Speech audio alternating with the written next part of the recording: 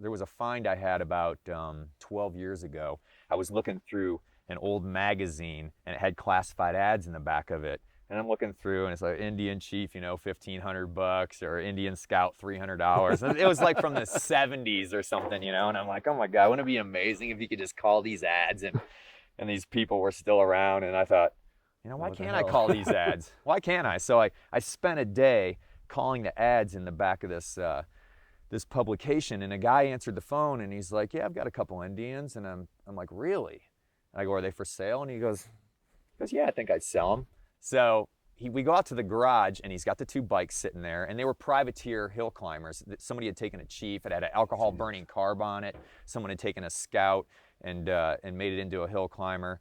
And before I left, he goes, well, you want to see the rest of them? And I go, what are you talking about? So we go down the street to this other property. There were 12 bikes in there. They were all Indians, and they were buried with so many parts that all you could see were the seats and the handlebars. I've been doing this for 25 years. I mean, this is something that you hear happen to somebody else. This is like picking folklore. You know, like, oh, I remember when Jersey So-and-so John did this. found this, or One-Eyed Paul from New York found this, or whatever. You know, you're always hearing these stories, but it never happens to you. So imagine having something like that happen to you that you've been dreaming about your whole life.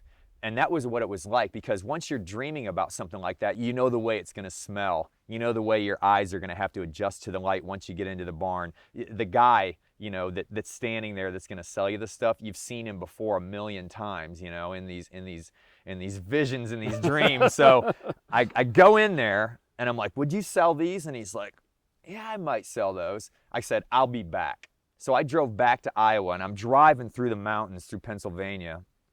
I'm looking in my rearview mirror and I'm seeing those three bikes, and all I could do is scream at the top of my lungs. I was rolling down the window, ah! You know, I mean, it was this Charged up. Oh, it was incredible. But the thing was, for me, you know, I'd get excited if I found a seat pan or a pair of handlebars or a primary cover or a front fender or maybe a fender light. Now all of a sudden, I found all of this Indian stuff. This was like the mega Indian honey hole, and it was mine, you know. So I went back, cut a deal with the guy, bought it all. The best thing about it was that it was Indian. Yeah.